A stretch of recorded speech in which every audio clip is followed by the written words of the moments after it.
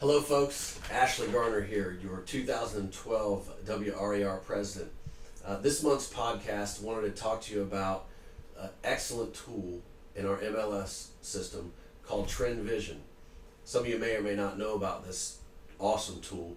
It's one of my favorites.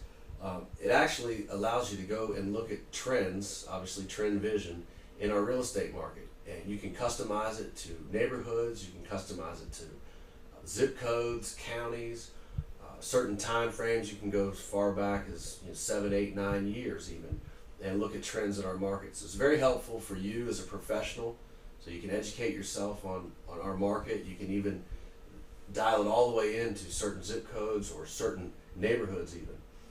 It's very helpful for a client who'd like to be educated on our market and say, hey, what's happened in the last 5 years in the landfall neighborhood?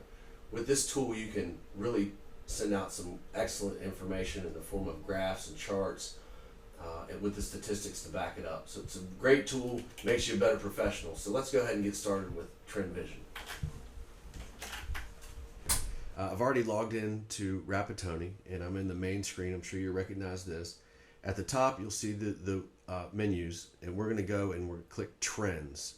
Trends will pop up this all new window, and this is where we get started customizing our criteria so that we can turn out some great reports.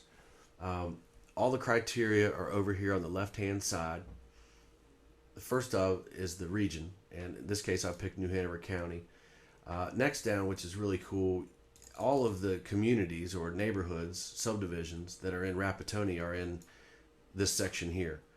So you can drill it all the way down to the neighborhood. In this case I've picked Pine Valley Estates. If I wanted to, I could have picked by zip code or zoning authority or city. So then also drop down for property types. I've picked stick-built modular. So I want to look at single-family homes and Pine Valley Estates. I left it at all properties, but if I wanted to, I could have searched by corporate-owned properties or potential short sales. Sometimes you have an occasion or a client who wants to see only corporate-owned or only short sale data, and you can do that here. I could have also specified a price range, but I left it general because I wanted to see all houses in the neighborhood. I've asked it to show me everything in the last 2 years, but I could have done any one of these. I could go back as far as the last 12 years if I wanted to. So it's very extensive use of our data.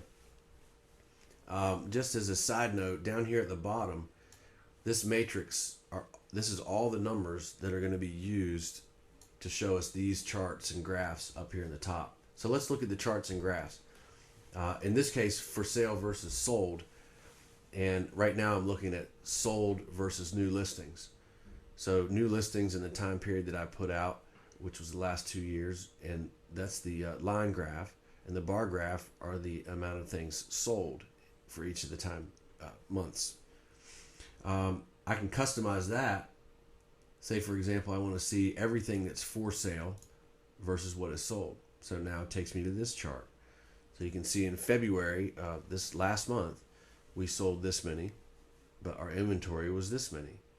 So we do see a good trend, at least that our inventory is coming down and sales are going up here from January to February. Trends are very easy to see on these charts, thus the name TRENDVision. Tabs are across the top, and the tabs take you to different things. So let's look now at average price per square foot. Average price per square foot in the Pine Valley is somewhere, looks like around $80 a square foot or so. Say now I want to look at days on market. So days on market are the bar graph. Then sold price versus list price is the blue line. I can also change that into any one of these. Say I wanted to look at average cumulative days on market. Sold price versus list price. I can do that. Average sold price, and then for sale versus sold. So the green line shows me the average for sale price, and the red line shows me the average sold price. It's great that these two are closing that gap, by the way. I could switch over to median if I like, and you can see where the median sold price in the neighborhood is. Months of inventory. This is a good indicator actually for this neighborhood. It's somewhere around 6 months. So we're showing a good trend there. Now down here at the bottom, underneath the chart, this is a summary of what's happened up here in the trend. So I can look and say, well, February of 12 versus January of 12, and you can see that it's the months of inventory is down 37%. That's excellent. And I could do the same thing for the last year or the last 2 years. All right, so now say I want to email this out, or I want to print this out and show it to a client, or take home and do some study.